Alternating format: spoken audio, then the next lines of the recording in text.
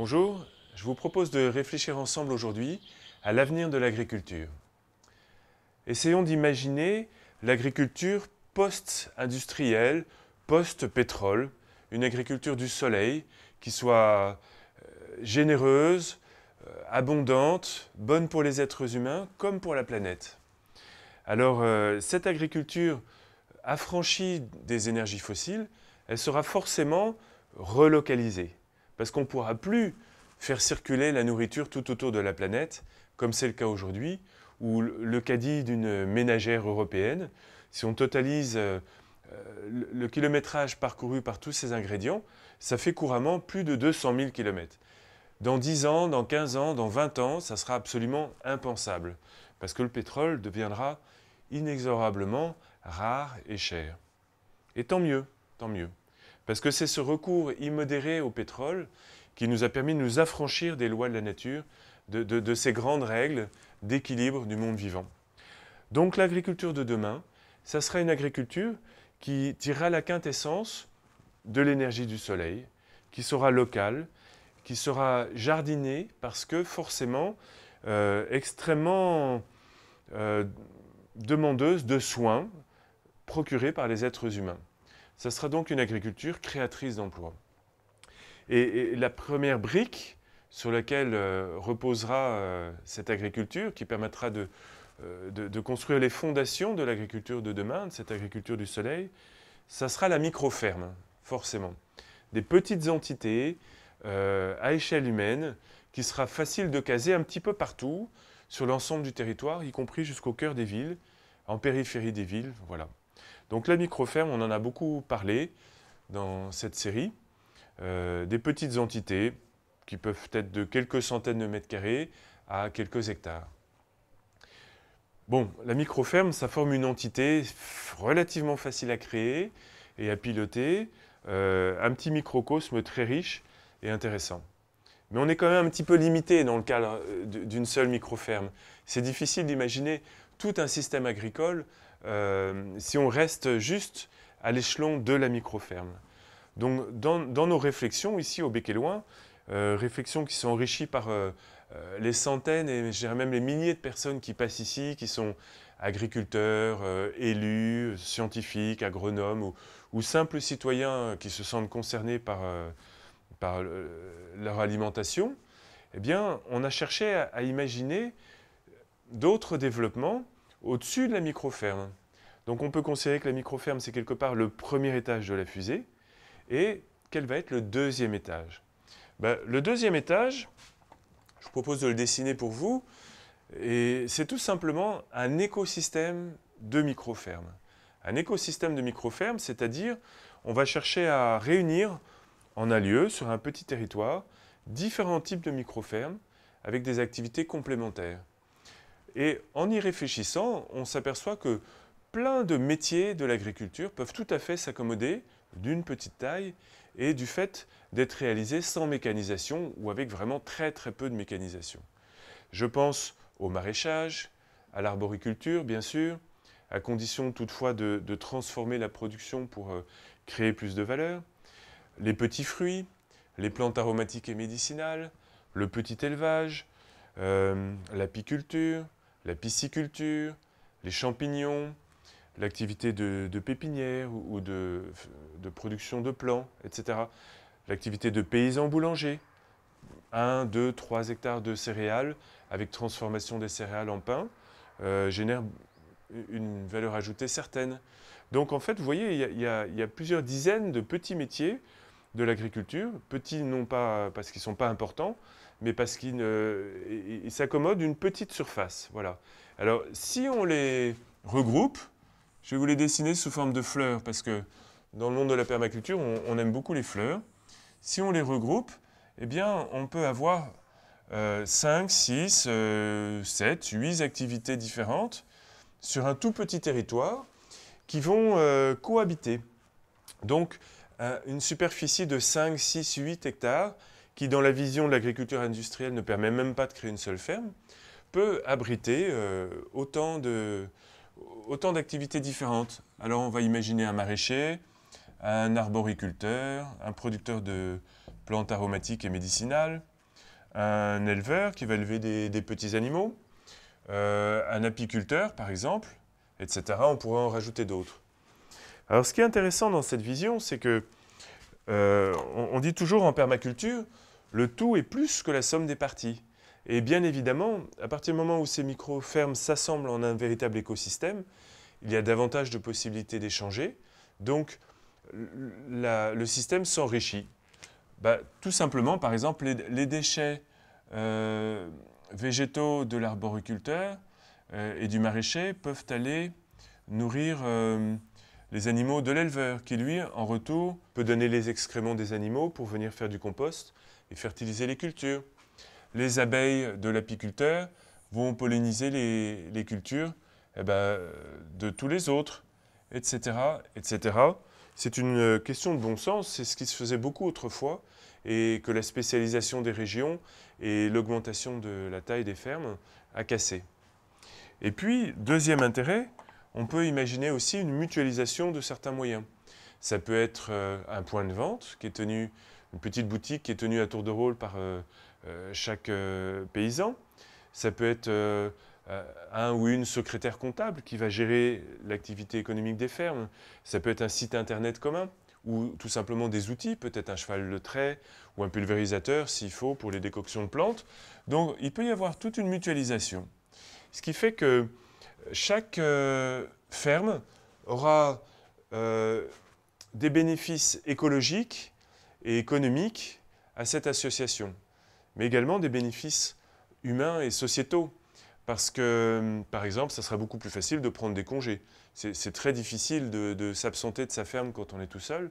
À partir du moment où il y a 5, 6, 8 agriculteurs qui se réunissent, eh bien, à tour de rôle, ils peuvent se remplacer. La charge de travail est moindre aussi du fait qu'on peut imaginer des chantiers collectifs, etc. Et puis la visibilité de cet écosystème est plus grande, donc ça lui donne une attractivité plus grande et un poids plus important vis-à-vis des consommateurs ou des systèmes de distribution. Donc il est également plus facile de commercialiser la production. Voilà. Donc on voit, avec un système extrêmement simple, tous les intérêts qu'il y a à se regrouper. Et ça se fait déjà aujourd'hui. C'est quelque chose qui marche dans différentes régions de France et c'est quelque chose qui a déjà tendance à se développer. Simplement, la vision permaculturelle permet de devenir plus conscient des connexions possibles, libère un petit peu l'imaginaire et va permettre de tirer la quintessence de cette association. Voilà pour l'écosystème de micro-fermes. Mais est-ce qu'il est possible d'aller encore plus loin ?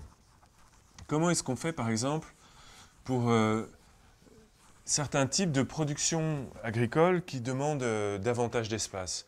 Je pense en particulier aux céréales et à l'élevage de gros animaux, comme les bovins, par exemple, pour faire du lait ou de la viande. Ça pose une véritable question. Je ne prétends pas du tout avoir la réponse. Je pose la question pour qu'on y réfléchisse ensemble. Et notamment, j'invite nos confrères agriculteurs à s'emparer de cette question pour imaginer comment ils pourront pratiquer leur métier dans 15 ou 20 ans en imaginant un prix de l'énergie multiplié par 4, par exemple. Voilà, c'est un vrai défi et c'est bien de s'y coltiner ensemble dès aujourd'hui pour ne pas se prendre le choc en pleine poire et être complètement démuni le jour où il n'y aura plus de pétrole. C'est ça la transition. L'esprit de la transition, c'est d'imaginer un futur souhaitable, attractif, plutôt que de rester passivement immobile et de se prendre le choc en pleine poire. L'échelon supérieur, ça peut être, on pourrait l'appeler un système agraire solidaire. Le système agraire solidaire, c'est un vocable qui nous a été suggéré par le grand agronome qui est Marc Dufumier.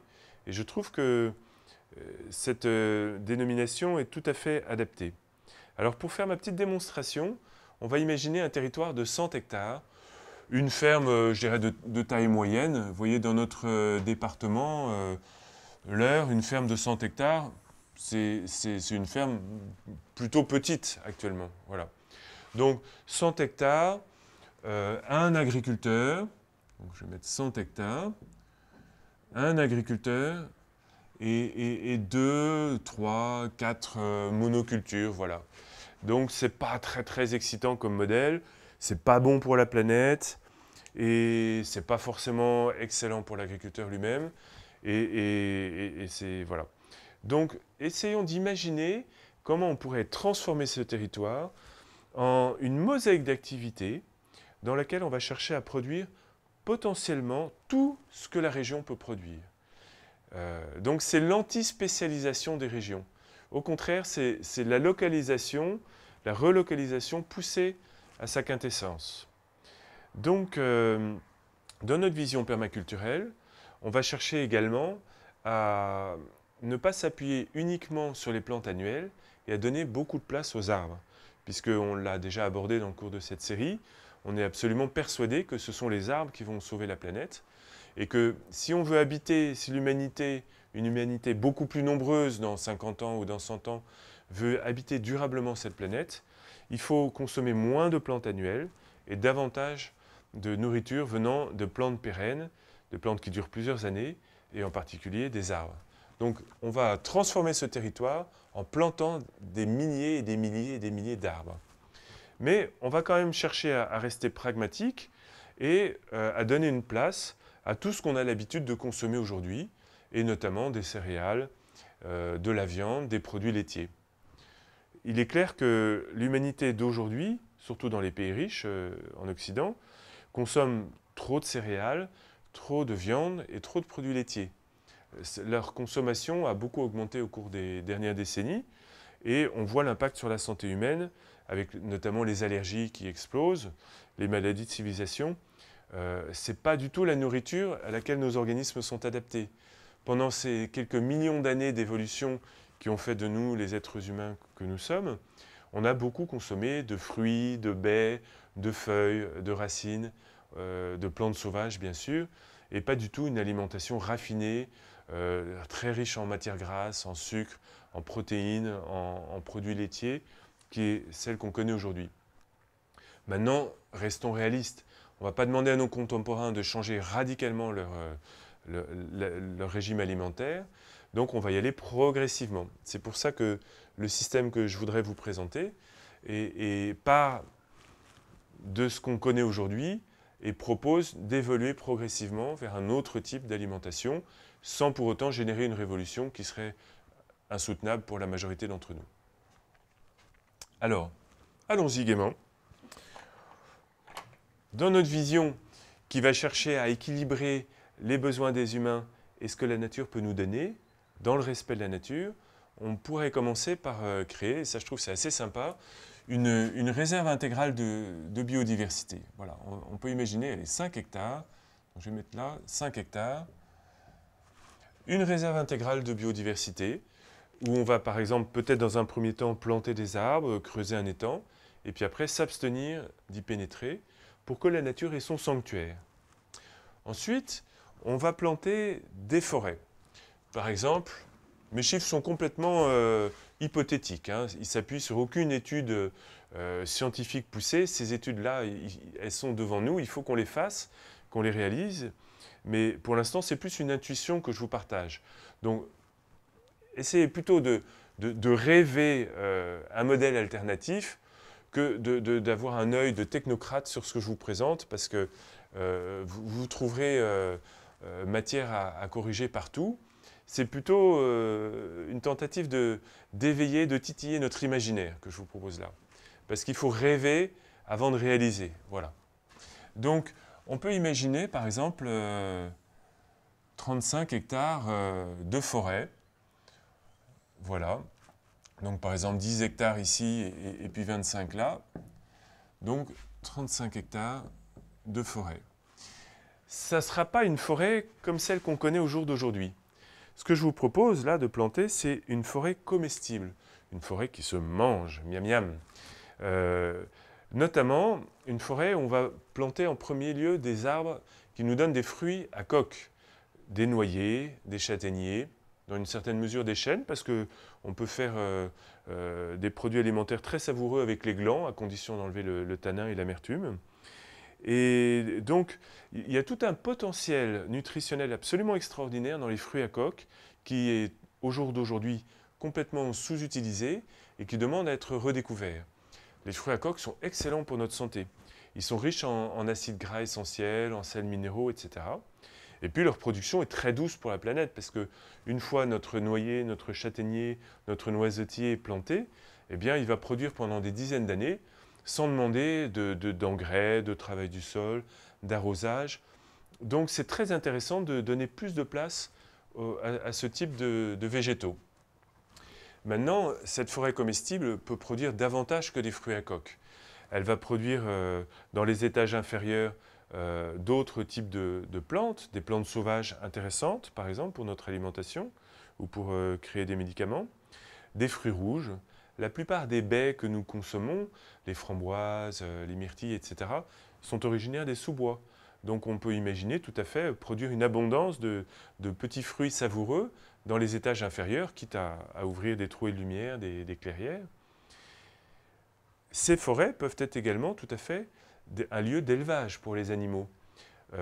Actuellement, il y a des gens qui élèvent des vaches, des porcs en semi-liberté dans des milieux boisés et qui ont une production absolument excellente et très très haut de gamme et beaucoup moins impactante pour la planète. Ça peut être bien sûr aussi des poules, etc. Donc on peut tout à fait élever des vaches, des porcs, des moutons, des chèvres, de la volaille dans des milieux boisés. Ça s'est fait traditionnellement depuis la nuit des temps et il y a beaucoup d'intérêt à le faire. On peut également imaginer élever des daims ou des animaux sauvages qui vont donner une chair savoureuse et saine tout en ayant vécu en liberté et en étant abattus juste au moment où l'animal est arrivé, de manière très sélective et respectueuse du cheptel. Je ne suis pas personnellement pour manger beaucoup de viande, notre famille est plutôt végétarienne, mais en même temps, s'il faut produire de la viande, autant chercher des manières beaucoup plus douces de le faire que de nourrir nos animaux dans des élevages en batterie avec des sojas OGM qui viennent du Brésil. Voilà. Donc les forêts ont un véritable potentiel inexploité à l'heure actuelle. Et puis, bien évidemment, ces forêts sont une source de bois de chauffage, de matériaux pour l'artisanat, de biomasse qui peut être méthanisée pour produire de l'énergie. Et puis, évidemment, du bois d'œuvre pour l'éco-construction. Donc, si ce territoire devient habité par, à terme, 10, 20, 30 paysans avec leurs familles, eh bien, les forêts peuvent subvenir à leurs besoins en termes de bois de chauffage et de bois d'œuvre, à terme, bien sûr. Voilà pour la forêt. Maintenant, intéressons-nous aux céréales. Bon, on va cultiver des céréales, mais ok, le moins possible. Et actuellement, la production de céréales, à qui est-ce qu'elle profite? Essentiellement à notre bétail. Plus de la moitié, environ 60% de la production mondiale de céréales, sert à nourrir le bétail des pays riches. C'est un peu un non-sens quand on voit qu'il faut 10 calories d'origine végétale pour produire une seule calorie animale. C'est un peu un non-sens économique et écologique, avec les méfaits sanitaires que j'ai évoqués. Donc, on va arrêter de vouloir nourrir notre bétail avec des céréales. On va vraiment réserver dans cette optique les céréales pour la panification, pour la consommation humaine. Donc déjà, ce simple fait permet de diminuer la production de céréales d'un facteur à peu près de 60%. C'est intéressant. Il y a certainement, la question est complexe, je l'évoque dans ces grandes lignes, il faudrait bien sûr préciser tout ça. Un autre élément qui va encore permettre de diminuer la production de céréales, c'est que les fruits à coque peuvent donner des farines excellentes pour la santé et savoureuses en plus, gustativement. Je pense en particulier aux châtaignes. La farine de châtaigne est délicieuse. Simplement, elle n'est pas panifiable telle qu'elle, donc il faut la mélanger à de la farine de blé, par exemple.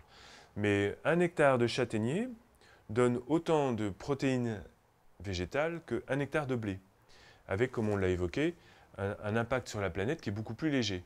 Donc, le fait d'avoir des arbres absolument partout dans notre système va permettre de diversifier nos sources de farine et donc de réduire encore la part des grandes cultures dans notre vision prospective de l'agriculture. Donc, de manière très arbitraire, on va dire qu'on met 25 hectares de cultures céréalières. Allez, ça va faire à peu près ça.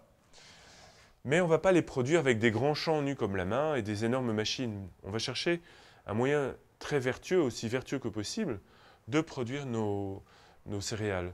Donc on va les produire bien évidemment avec ce qu'il se fait de mieux comme pratique connue au jour d'aujourd'hui pour produire des céréales de manière vertueuse. Alors, en premier lieu, l'agroforesterie, bien sûr. Donc des rangées d'arbres dans nos champs et des arbres, évidemment, vous l'avez deviné, on va privilégier des noyers, des châtaigniers, etc. Des arbres qui vont donner des fruits à coque, et puis du bois d'œuvre, et puis du bois de chauffage, etc. Et puis, deuxième élément, ces 25 hectares-là, on va aussi les produire sans travail du sol, en non-labour. Ce sont des techniques qui sont maintenant très au point et qui sont en train de se généraliser. On voit à quel point le labour des sols génère une érosion, une perte de matière organique. Donc, semis sous couvert végétal permanent, non-labour, agroforesterie, nos cultures de céréales vont être pratiquées de manière beaucoup plus éthique et vertueuse que les grandes cultures telles qu'on les connaît au jour d'aujourd'hui dans l'ensemble. Voilà, pour les céréales. Maintenant, intéressons-nous aux gros animaux. Je pense aux bovins, et en particulier pour la production laitière, puisqu'on a vu que la production de viande pouvait être produite en partie dans les forêts, et en partie, on y reviendra, dans les micro-fermes. Si on veut manger de la viande, il vaut mieux manger de la viande du poulet, par exemple, que du bœuf, parce que c'est beaucoup plus léger à produire pour la planète. Donc, nos sources de viande, on les produira plutôt dans les micro-fermes, sous forme de basse-cour, etc. On va imaginer donc, dans cette optique, consacrer, allez, 25 hectares encore, plutôt pour de l'élevage laitier. Des vaches, donc à peu près 25 vaches, une unité gros bovin à l'hectare, c'est à peu près la charge qu'on peut soutenir.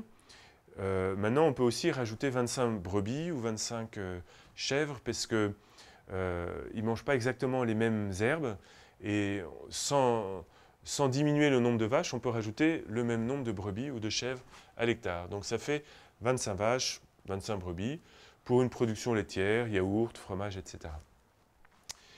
Pareil que pour les céréales, on va essayer de produire ce lait de manière aussi vertueuse que possible. Donc, on va, si la région s'y prête, dessiner un paysage de bocage avec des haies, et puis des haies aussi intelligentes que possible, des haies fruitières, des haies fourragères, qui vont donner des choses à manger pour les animaux comme pour les humains. Il y a des études très intéressantes qui sont faites actuellement, notamment en Angleterre, pour que les vaches, les bovins, puissent rester à l'herbe toute l'année. Donc, adieu les soja OGM venant du Brésil, des mélanges de graminées avec un grand nombre d'espèces pérennes, bien étudiées, peuvent permettre aux animaux de rester à l'élevage toute l'année, ou quasiment toute l'année. Ça se fait couramment, donc pourquoi pas s'en inspirer. Les haies procurent un abri aux animaux, génèrent des microclimats intéressants et procurent une nourriture intéressante. Donc peut-être qu'on n'a pas la productivité laitière d'un système boosté à fond avec des aliments ultra énergétiques, mais en même temps, le coût de production diminue tellement que ces systèmes moins intensifs sont généralement plus économiquement rentables que les systèmes ultra sophistiqués et qui de toute façon sont trop dépendants des énergies fossiles pour perdurer à l'avenir. Donc, des haies, et puis bien sûr, à l'intérieur des parcelles, on va chercher aussi à planter des arbres, à recréer ce merveilleux système de pré-verger qui était fort répandu autrefois. Et dans notre pays, des centaines et des centaines de milliers d'hectares de pré-vergers ont été détruits par le remembrement, par des politiques agricoles mal adaptées qui donnaient des subventions pour couper les pommiers, ce qui est une aberration. Ce potentiel du pré-verger est extrêmement intéressant parce que le fait d'émettre des arbres aux tiges, donc avec un tronc haut, de manière à ce que les animaux ne puissent pas brouter le feuillage dans les prés, c'est un système qui est extrêmement éprouvé depuis des siècles, voire des millénaires, et qui est d'une grande productivité aussi. Par exemple, je vois ici en Normandie, 1 hectare de pré-verger avec des pommiers aux tiges, qui ne demandent quasiment aucun soin, à part récolter des fruits. On va avoir une récolte de pommes de l'ordre de 10 à 15 tonnes par hectare et par an. Mettons 10 tonnes, ça fait 5000 litres de jus de pomme. où ça fait à peu près aussi 5000 bouteilles de cidre, juste pour 1 hectare. Donc on voit à quel point ça peut être intéressant de juxtaposer comme ça les productions, les unes par-dessus les autres. Eh bien, il nous reste, si mon compte est bon, il nous reste 10 hectares. Qu'est-ce qu'on va faire avec ces 10 hectares? On va faire nos fameuses micro-fermes. On va mettre une dizaine de micro-fermes d'1 hectare pour toutes les autres productions, le maraîchage, les plantes aromatiques et médicinales. Encore que, on en a plein à récolter un peu partout. Du petit élevage, etc. Des pépinières, des plants. Donc là, eh bien, pareil, allez, je vais faire des ronds pour les symboliser.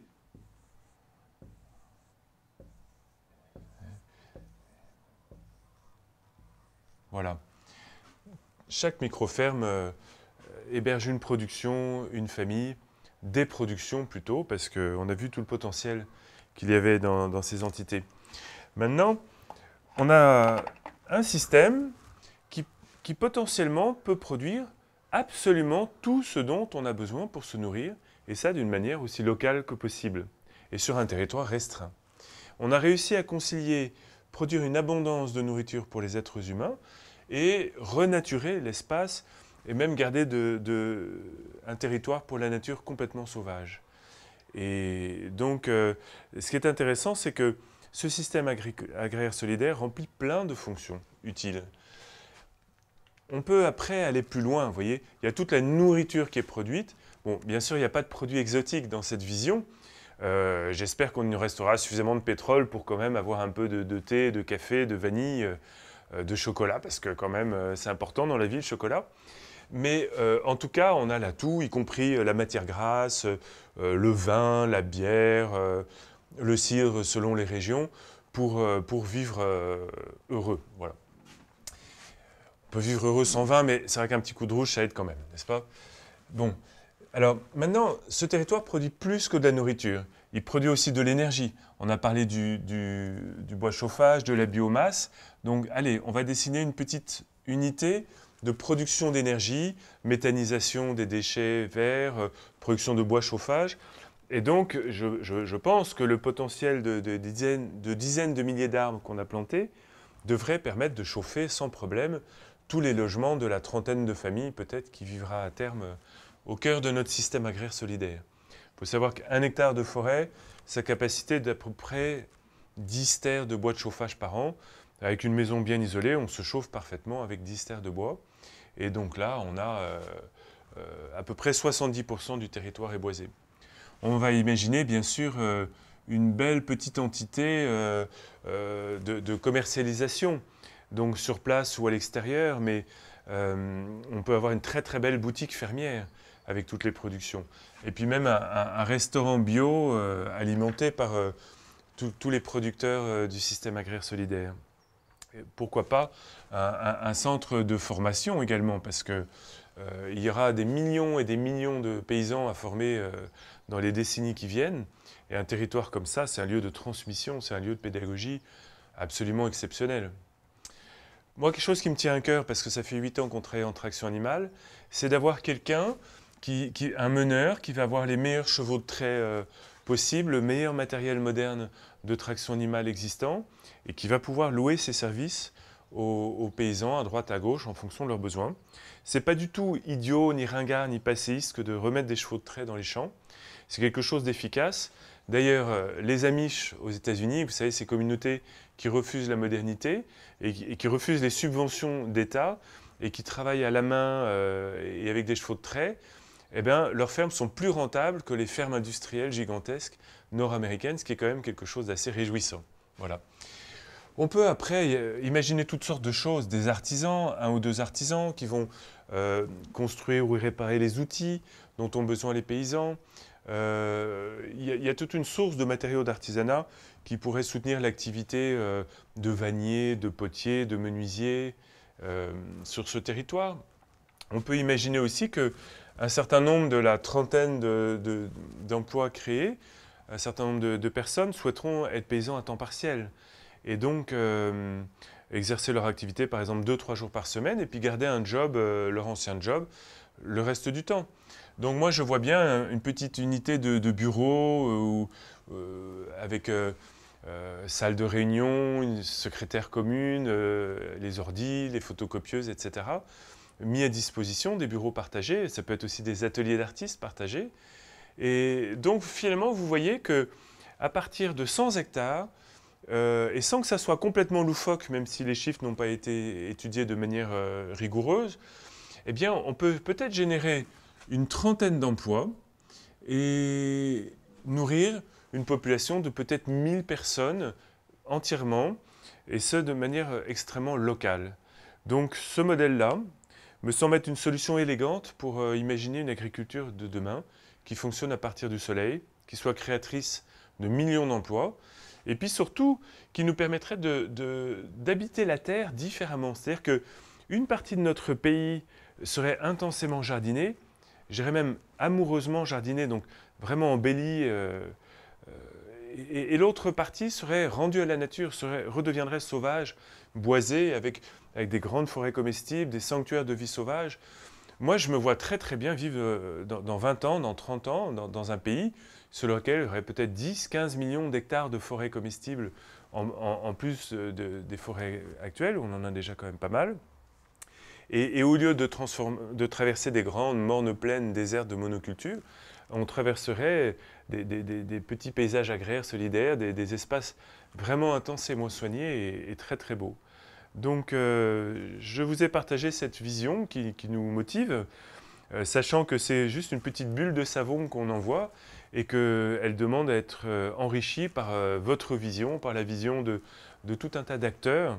On est tous concernés par cette question de l'agriculture parce qu'on mange tous, jusqu'à preuve du contraire. Donc imaginons ensemble l'agriculture de demain. Voilà une proposition, on attend les vôtres. Merci beaucoup pour votre attention.